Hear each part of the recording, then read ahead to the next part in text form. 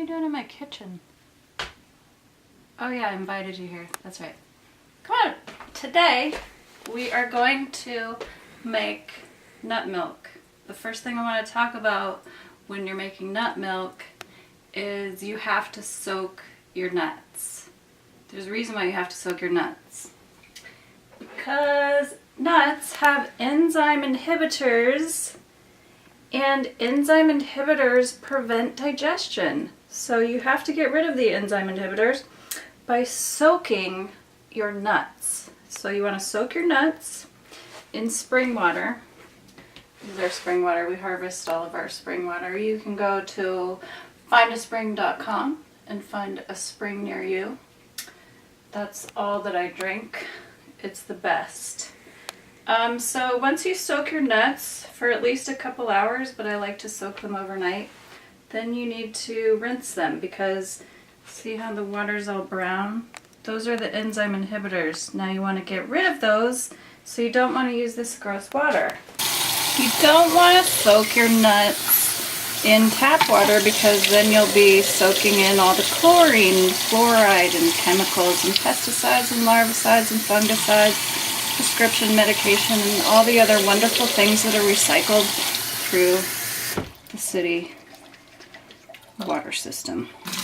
But it's okay to rinse, because you're not going to soak anything into your nuts. You don't want to soak anything gross into your nuts. So you got your Blendtec or your Vitamix. Some people like the Vitamix better. They call it the Cadillac of blenders. I like the Blendtec.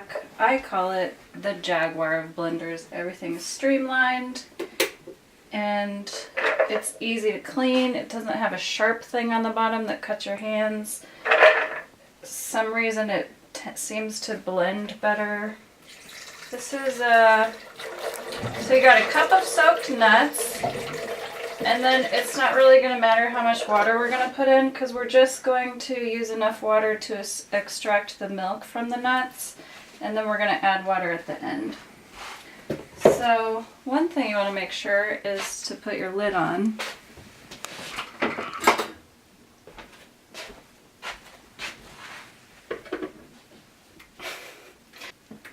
So this is going to be loud. I'm going to spare you most of it. But if you have a Blendtec, I like to just use the soup, syrups, and fondues setting. It's sort of perfect for a lot of things. The cameraman's hiding his face. Stop laughing at me.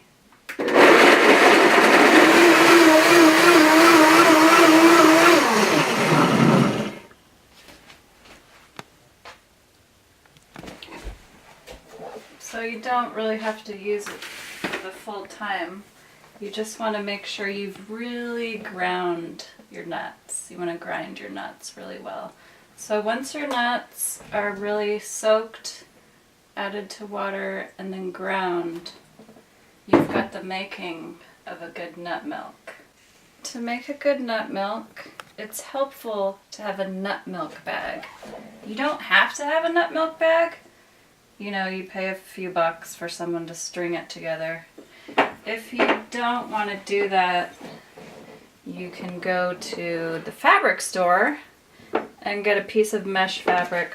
You can probably get a yard for a couple bucks, so that'll save you some money if you like. And you're just going to want to get everything in the jar. I like to scrape the lid off the jar. And then down the sides, you want all that really rich, nutty nut milk. Now what you're going to do is you're going to separate the nuts from the milk by pouring it into your nut milk bag.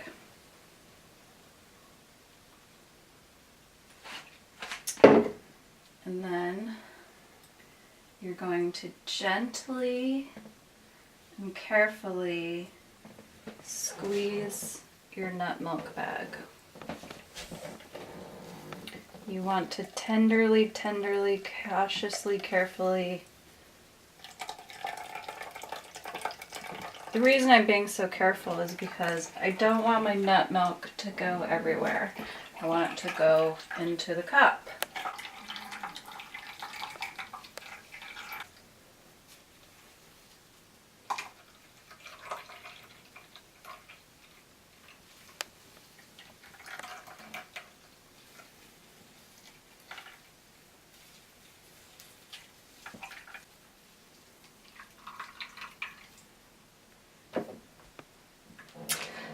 Finish off your nut milk. You need a big glass jar. Glass, not plastic. Why? Because plastic has the chemical bisphenol A, which is an endocrine disruptor. Did you want that in layman's terms? BPA, it messes up your hormones. So you want to use glass.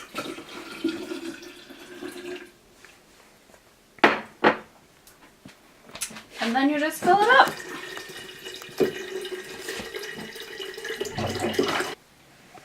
You know what you have there?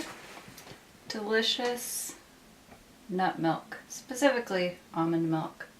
I love nut milk. I like it chilled better though, so I'm going to put it in the fridge. Chilled nut milk is the best kind of nut milk. You know what goes great with nut milk? Banana bread. Do you want to make some raw vegan banana bread with me today? This ain't your mama's flatbread. A lot of people in the raw vegan community don't know how to make a decent bread, so they think that they just don't get to have bread anymore. But I have cracked the code. I'm very excited to teach you how to make raw vegan bread. There's another thing that you should know about almonds. California, where they grow a lot of the almonds, passed a law that you can't sell almonds that aren't pasteurized. So technically most almonds, even if they say raw, are not truly raw. They've been flash pasteurized, which kills the enzymes. So you need to find what's called truly raw almonds. I like the Raw Food World for a good source. There's lots of sources. You can find a grower near you. That's the best. Just Google. But they are a little spendier. They are worth the price. But for that reason, one thing you don't want to do is throw away this beautiful nut puree you just made with your nut milk. What we're going to do is conserve this. This is the beautiful fine pureed nut meat of the truly raw almonds, and what I'm going to do is conserve that for another bread that we're going to make at a later time, not today. Why do you keep following me? Oh yeah, I told you to. Okay, so you need a food processor. You need very ripe bananas. That means they're brown. You're probably thinking about throwing them away. That's not the good time to throw them away. That's the good time to use them. You need some flax seed. You need psyllium husk. This is the secret ingredient. Shh.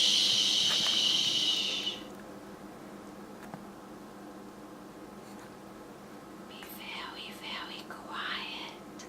We're hunting secret ingredients. You need a good sweetener, because even though bananas are sweet, they won't give you that really, really sweet taste that you're used to getting in conventional banana bread that adds a lot of sugar. I like this. This is my new favorite sweetener. It's Lakanto. By the way, nobody's paying me for any of these endorsements. These are just products that I personally love. I will do a small plug for myself though. I put all of my products that I personally love on my Amazon.com store. You can link to it in the description section of this video. And I'm not making like tons of money on there. I really set up this store as a labor of love. Anyway, so Lakanto is made from the monk fruit and sugar alcohol that comes from fruit, also known as, I hate trying to pronounce this word, erythritol, whatever it's called. This is a 0-calorie, 0-glycemic sweetener that even diabetics can use. That's why I like it, because I don't need any more sugar in my life. It's basically very similar to sugar in texture and quantity usage needed. But I also like to add a little stevia, which is in a different jar, not a stevia jar, just a glass jar that I like to eat. I like to put things in glass jars. I like to save glass jars and put things in them. So, even though it looks like cocaine, it's actually stevia powder from the stevia leaf. And it's very, very sweet, but it has a little bit of an aftertaste. So I don't like to use only stevia. These two things combined make pretty much the perfect sweetness. Okay, so the first thing you're gonna do, you're gonna get your bananas ready, yeah? No monkeying around, you know what I mean? Just get your bananas in the food processor. Just for the record, I do make recipes, but when I'm cooking, or not cooking that is, for myself or other people, I don't really use recipes. I use intuition and, you know, your brain stores information. That's what it's for. So one of the things it does if you make food a lot is it sort of stores the eye-hand understanding of how much stuff you're using. So you can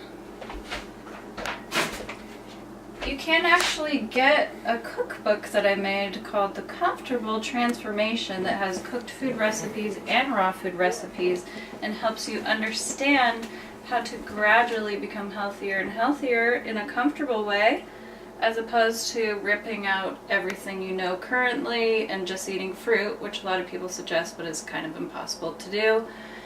I like to let people know that I started as a vegan, was a vegan for a long time, and then segued into a raw food diet.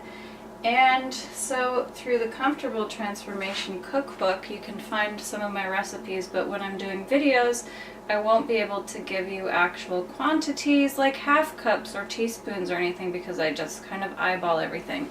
But if you want concrete recipes, you can get that book by donation. My hands are banana-y, so I'm gonna wash them. If anyone wants to make fun of me for wearing a giant sweatshirt and a hat in my kitchen, I'll let you know that I live in Alaska and it's 14 degrees outside. When it's 14 degrees outside, it's difficult to keep your house warm, so in addition to needing a nice jacket for outside, you need a nice big sweatshirt and hat and space heater for inside. And of course, some good banana bread. So, actually I'm going to put my sweeteners in before I puree so that it gets really nice mixed in with the bananas. This is why I was warning you about how I don't give recipes, because it's easier to just do it by intuition. I'm trying to teach you how to use your own intuition to be learning things. Alright, so you want to puree this until it's smooth-ish.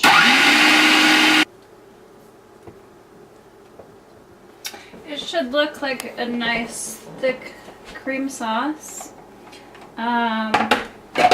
Don't know if you noticed, but I used organic bananas, and I'm using organic flaxseed, and I'm using organic psyllium. Organic. If it's organic, don't panic. Why? Because If it's not organic, then it has pesticides all over it. And those chemicals hurt your cells. Okay, so we're going to eyeball the flaxseed. I would wager a guess that it would be about a half a cup. And that's kind of your glue. And then you're gonna blend those. You want to taste and make sure it's sweet enough before you put your psyllium in. Because when you put your psyllium in, it's going to get very thick. So you got your flaxseed is starting to thicken it up a little bit. And now it's perfectly sweet. Keep in mind you need to make it sweeter than you want it because the psyllium is going to take some of the sweetness down a notch. Now I'm going to put in about a cup of psyllium powder.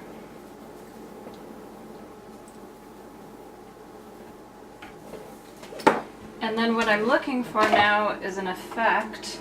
And the effect I'm looking for is for the ingredients in my food processor to become one giant clump. And if they don't do that, then I need to put more psyllium. Psyllium. What a silly word. Psyllium, psyllium, psyllium. Say that a few times. It starts to sound really weird. Psyllium, psyllium, psyllium, psyllium, psyllium, psyllium. I'm silly, I'm silly, I'm silly.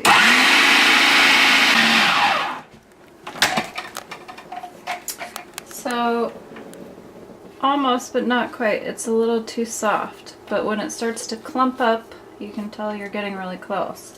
A little more psyllium.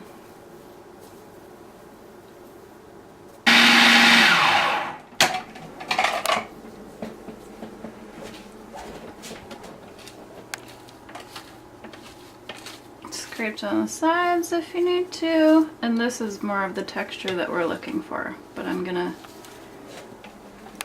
process once more to get it into one big clump.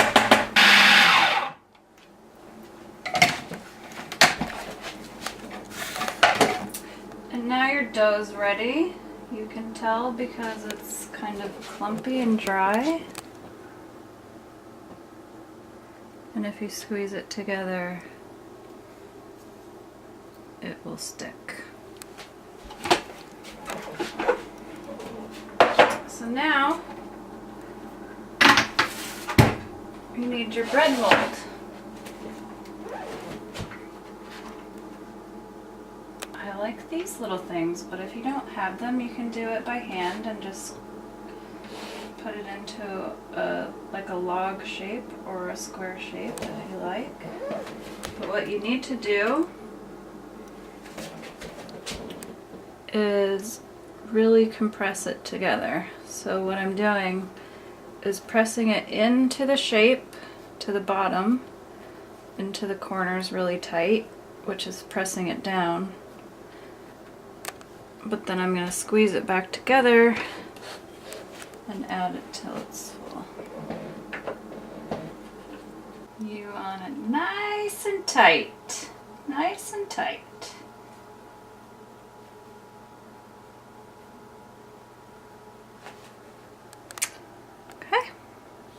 So your mold is full. To complete the process, we're going to put it in the dehydrator.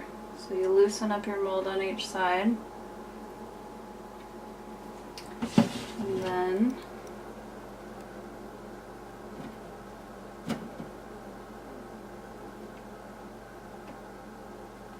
you have a perfect little loaf of banana bread.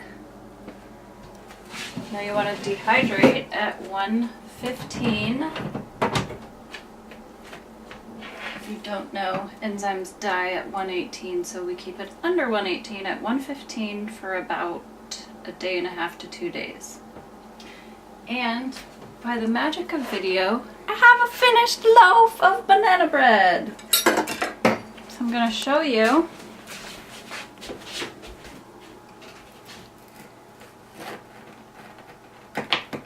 what it looks like inside. It's soft and doughy, and you can cut it very thick. That is an amazing piece of banana bread.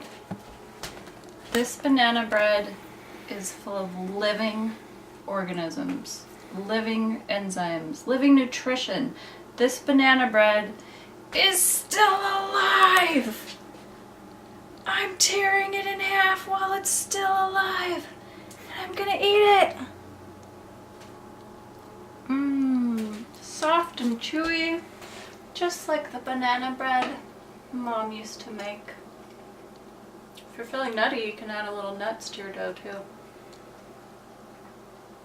That's it! Thanks for coming to my kitchen and not cooking with me. They say it's easy to learn how to cook, but I don't think it's any easier than not cooking. I have to attribute that joke to Maria Bamford, but she didn't really mean not cooking the way I do. So I'm gonna steal that joke. Thanks for not cooking with me. Bye. Come back sometime.